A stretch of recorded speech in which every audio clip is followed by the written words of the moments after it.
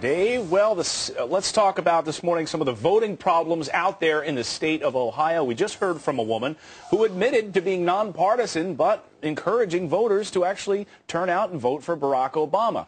Let's check in this morning now with Congressman Dennis Kucinich from the great state of Ohio. He joins us to talk about this. Good morning to you, Congressman.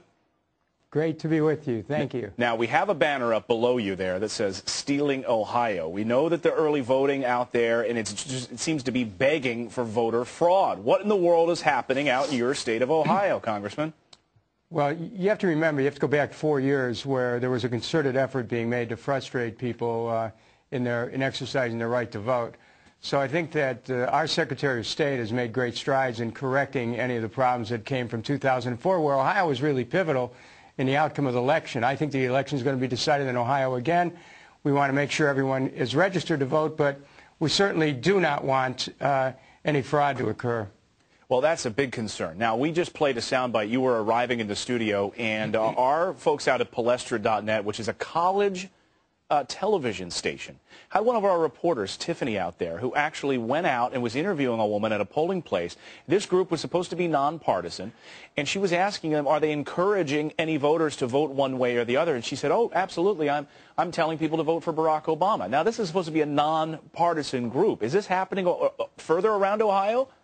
I would imagine that Ohio being a swing state in this election, there are people who are trying to restrain their nonpartisan instincts, and sometimes they fail to do so, and I'm sure they're on both sides of the aisle. But suffice to say, it's important that people vote in this election, whatever their political party. And Ohio will be pivotal, and I think that when you watch the election results on election night, whoever carries Ohio is going to be the next president of the United States. Well, absolutely, and Ohio has 20 electoral votes, and no Republican president has ever won the presidency without having first won Ohio. That's an interesting sidebar. But with your 20 electoral votes, it's interesting that you have some of these independent poll workers who then can take people from homeless shelters. We see that there's a group taking... Well, the homeless homeless should have a right to vote. Right, and they're absolutely sure they are Americans, but it's interesting that there's trying to get poor and minority participation by going to homeless shelters, and they may or may not even have residency in the state of Ohio. Is that a concern? Well, you know what? The right to vote in a federal election should not depend upon whether you have a home or not. I mean, you think there's millions of people losing their homes.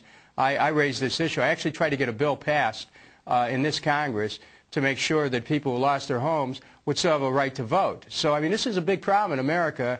And why should you lose your right to vote because you lost your home? I mean, home shouldn't, your right to vote shouldn't be tied to owning property. Right, but that is absolutely different, though, than residency. We know that in Ohio, you don't even have to live in the state for 4 years. I actually moved from Ohio in 2004. It's now 2008, so technically, I'm still an Ohio resident. Is that fair?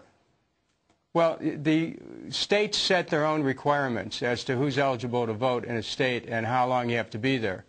But the right to vote in a federal election, though, is a right that should not be allowed to deteriorate because someone moves. I mean, people should have a protected right to vote.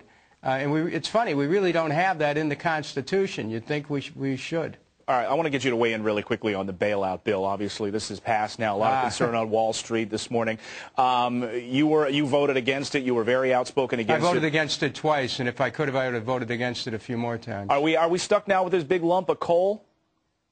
Well, of course. I mean, the Treasury Secretary, who was part of the process that messed up our economy, is now in charge of $700 billion.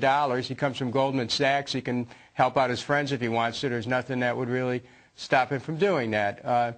We need a new direction. We got millions of people are losing their homes. Right. And we need to set up a homeowners loan corporation or something that would enable the government to buy massive control of these securities so we can create a fix for people to stay in their homes and to pay their mortgages and to have the money percolate up through the economy to the banks and to Wall Street.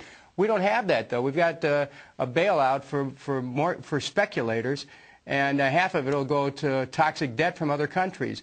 We need to have a new WPA, put people back to work, prime the pump of the economy. There's no reason America needs to go in a tank on this one. Yeah. We can do things that can help our economy, spending for alternative energy. I mean, there's a lot of things we can do. And Congressman, we just hope that people are listening to you, because you were the one that was outspoken on this, and maybe both could have listened to you through this whole process. Congressman Dennis Kucinich, thank you. From the great state of Ohio, thanks for getting up with us this morning. We appreciate it.